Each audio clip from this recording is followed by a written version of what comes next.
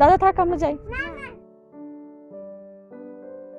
শুভ সকাল বন্ধুরা, তোমরা সবাই কেমন আছো? আশা করছি যে যেখান থেকে আমার ব্লগ ভিডিওটা দেখছো তোমরা সকলে ভীষণ ভালো আছো।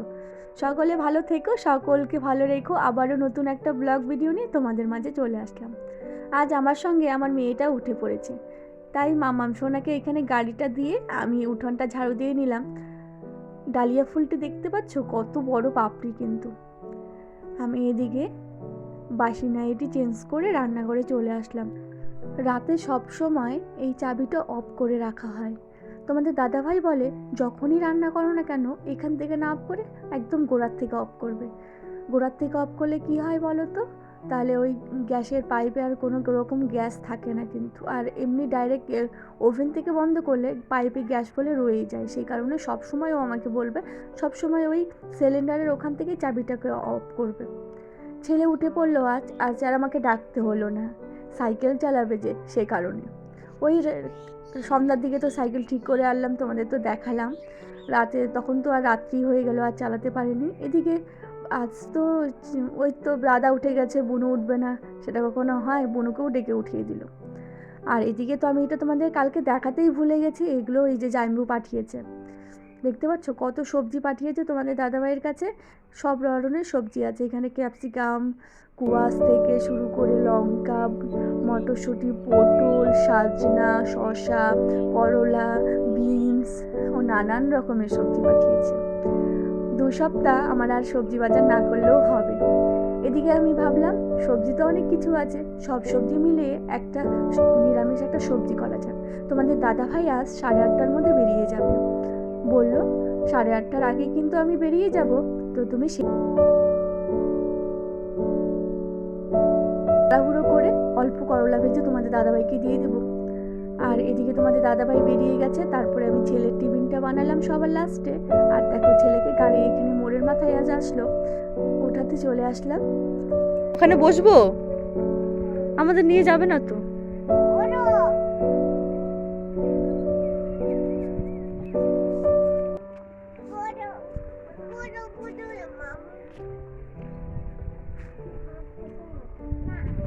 আসবে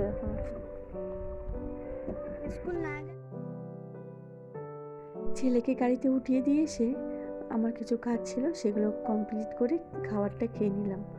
সকালে ওই ছেলের জন্য টিফিন বানিয়েছিলাম, আমিও ওই বেঁচেছিল সেটাই আবার খেয়ে নিলাম।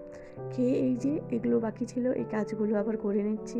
লঙ্কার বোটা ফেলে রাখা আর মটরশুঁটি ছুলে রাখা, মাংস না আমি দুজনে মিলে করে নিচ্ছি কিন্তু কাজগুলো। আর ওদিকে টিভিতে গান চালিয়েছি, অ্যাড দিয়েছিল আর এখন গান দিয়েছে। মাম্মাম শোনা আবার দৌড়ে চলে গেল ঘরে। আর এদিকে আমি এই যে সমস্ত প্রথমে তো আগে লঙ্কার বোটাগুলো ছাড়িয়ে নিচ্ছি। দেখো হয়ে গেছে সম্পূর্ণ। পাকা লঙ্কাগুলো আলাদা করে রেখে দিলাম। এবার এই যে কৌটোয় ভরে ফ্রিজে রেখে দিলাম, বেশ কদিন চলে যাবে। দেখতে পাচ্ছ ফ্রিজটা সবজিতে ভরে গেছে একদম। আর স্নান সেরে পুজোর ফুল উঠিয়ে নিচ্ছি। অনেকদিন পর আজকে গাছটায় সাদা ফুল ফুটলো, জবা ফুল, গাঁদা ফুল, সমস্ত ফুল উঠিয়ে এবার চলো ঠাকুর ঘরে চলে যাই, পুজোটা দিয়ে নিই।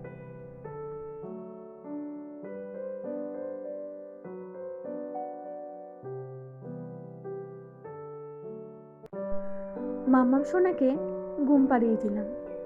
ঘুম পাড়িয়ে আমি এই যে কিছু কুল পড়েছিল সেগুলোকে উঠিয়ে নিচ্ছি। আর এই যে শাড়ি, তোমাদের দাদাভাইয়ের জ্যাকেটটা, এগুলো সব শুকিয়ে গেছে। আগে কিছু জামা কাপড় মাম্মাম সোনা জানো তো ঘুমালো এখন, মশারি বেঁধে দিয়েছি। আর দেখো উঠাতে না উঠাতেই পড়ে যাচ্ছে আবার জামা কাপড়। সমস্ত কিছু উঠিয়ে ভাঁজ করে রাখবো। ও যেহেতু এখন ঘুমালো এই ফাঁকে আমি বাকি কাজগুলো করে নেব। আর এই যে আলনায় ভাঁজ করে নিচ্ছি, সব জামা কাপড় উঠিয়ে ভাঁজ করা হয়ে গেছে, শুধু এই কটাই বাকি আছে, তাই এই কটাই করে নিচ্ছি। এখনও ছেলে আসেনি, এখনও সময় আছে, ছেলে আসার অনেকটা টাইম বাকি আছে। ও আসার আগেই মোটামুটি আমি ঘরের কাজগুলো সমস্তটাই সেরে নেব। আর জ্যাকেটটা কিন্তু একদম শুকিয়ে গেছে, এটাকে এখন উঠিয়ে রাখবো, কারণ এখন সেই পরিমাণে কিন্তু ঠান্ডা নেই জ্যাকেটের। দেখো 4:30 বেজে গেছে, সোনা বাবা চলে এসেছে, বাবাটা চলেই এসেছে। আসার পরে যেটা হয়, গেটের সামনে একটু না গিয়ে গেলে ভীষণ রাগ করে ছেলে, জানো তো। আর এই দেখো বিয়ের কার্ডটা দেখিয়ে আমার ছেলে তো ভীষণ খুশিতে লাফাচ্ছে। আর এই ছেলেকে পরিষ্কার করে জামা প্যান্ট পরিয়ে বাড়ির ছেলেকে খাবারটা দিয়ে দিলাম। ছেলের শার্টটা নিয়ে আমি কলপাড়ে চলে আসলাম। ধুলোবালির দিন, বুঝতেই পারছো, মানে একদিন সাদা শার্ট মানে ওই একদিন একবেলার জন্যই তো। ফুল শার্ট যেহেতু ছেলের একটাই, সেই কারণে ওই চেষ্টা করি নোংরা হয়ে গেলে ধুয়ে দেওয়ার জন্য। আর ধুয়ে দিলে বেশ শুকিয়েও যায়, কিন্তু তাড়াতাড়ি করে শার্টটা ধুয়ে মেলে দিতে হবে। আর দেখো শার্টটা ধুয়ে মেলতে না মেলতেই মাম্মাম সোনা উঠে পড়েছে। এই দেখো মশারি বেঁধে দিয়েছিলাম, কারণ মশার ভীষণ উৎপাত। এদিকে আমি সন্ধ্যা দেখিয়ে তোমাদের দাদাভাইয়ের প্যান্ট ওই করে ভাঁজ করাই ছিল। দুপুরে ওই করে জামা কাপড়গুলো সব ভাঁজ করে রেখে দিয়েছিলাম, এবার জায়গার জিনিস জায়গায় রেখে দিলাম। গেটের আওয়াজ পেয়েই বাবা চলে এসেছে। দু ভাই বোন দেখতে পাচ্ছ, কোলে নিয়ে বেরিয়ে গেল। এখনও ঠিক করে কোলে নিতে পারে না, জানো তো ছেলেটা। এদিকে আমি ফিল্টারে জল ঢুকিয়ে নিলাম, কেনা জল নেওয়া বাদ দিয়ে দিলাম।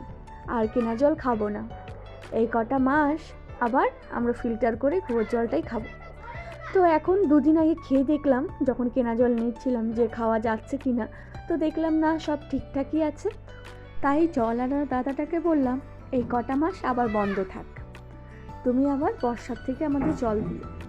আর এখানে সবজিটা সব বানিয়ে নিয়েছি, আজ শুটকি মাছ বানাবো। শুটকি মাছের কথা শুনেই ছেলে আমার নাক ধরছে। ছেলে এই মাছটা খায় না, কিন্তু আমিও আগে খেতাম না, জানো তো, এখন খাওয়া শিখে গেছি। আর ছেলে বলছে, মা তুমি কী রান্না করছো, আমার মাথা ব্যথা করছে।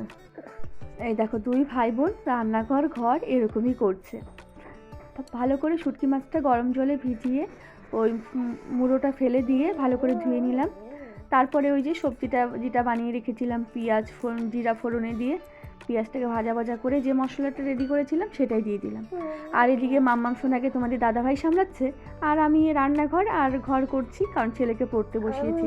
কিছু হোমওয়ার্ক আছে, সেগুলোকেই করে দিচ্ছি। আর ছেলের জন্য এখানে কুয়াশ ঘন্ট চচ্চড়িটা হয়ে গেছে, আর বড়া করে নিচ্ছি। তো গরম গরম ভাতের সঙ্গে বেশ লাগে, কিন্তু মানে দারুণ হয়েছিল খেতে। আমার রান্নাঘরের কাজ তো হলো, এবার মাম্মাম সোনাকে আমি কোলে নিই। মাম্মাম সোনার খাবারটা বানিয়ে নিলাম, মাম্মাম সোনাকে খাইয়ে ঘুম পাড়িয়ে দেবো, আর ছেলেকেও খাবারটা দিয়ে দেবো। ছেলের আরও কিছু লেখা বাকি আছে, সেগুলো হয়ে গেলে ছেলেকে খাবার দিয়ে দেবো, ছেলে খেয়েও ঘুমাবে। আর দেখো 9:45 বাজতে চললো, মেয়ে ছেলে দুজনেই খাওয়া দাওয়া হয়ে গেছে, দুজনেই ঘুমিয়ে পড়েছে। এবার আমাদের দুজনের ভাতটা বেড়ে নেব। প্রথমে তোমাদের দাদাভাইয়ের খাবারটা দিয়ে তারপরে আমার খাবারটা নিয়ে রান্নাঘরটা আটকিয়ে রাখতে হবে। বিড়ালের ভীষণ উৎপাত হয়েছে, জানো তো, অনেক রকমের বিড়াল এখন দেখা যাচ্ছে। আর এই যে এখন আমি চচ্চড়িটা দিয়ে দেবো। তোমাদের তো বললামই, শুধু শসা আর গাজরটা কেটে নিলাম। আর তোমাদের দাদাভাই শসা খাওয়ার তো দুপুরের সময়ই নেই, তো শসাগুলোও বেশ আছে অনেকগুলো। সে কারণে রাত্রে ওই যখন খাবার খেতে দিই, তখন ওই কিছু পরিমাণে শসা আর গাজর এসবও দিয়ে দিই একসঙ্গে। ওখানে আসন পেতে দিয়ে রেখেছিলাম, এই যে তোমাদের দাদাভাইকে খাবারটা দিয়ে দিলাম। এবার এই যে আমার খাবারটাও বেরিয়ে নিয়েছি, চলো রান্নাঘরটা আটকে আমিও এখন খাবারটা খেয়ে নিই। আর আজকের ভিডিওটা আর বেশি বড় করব না, এখানেই শেষ করব। ভিডিওটা যদি ভালো লাগে লাইক শেয়ার আর সাবস্ক্রাইব করে আমার পাশে থেকো। বাই।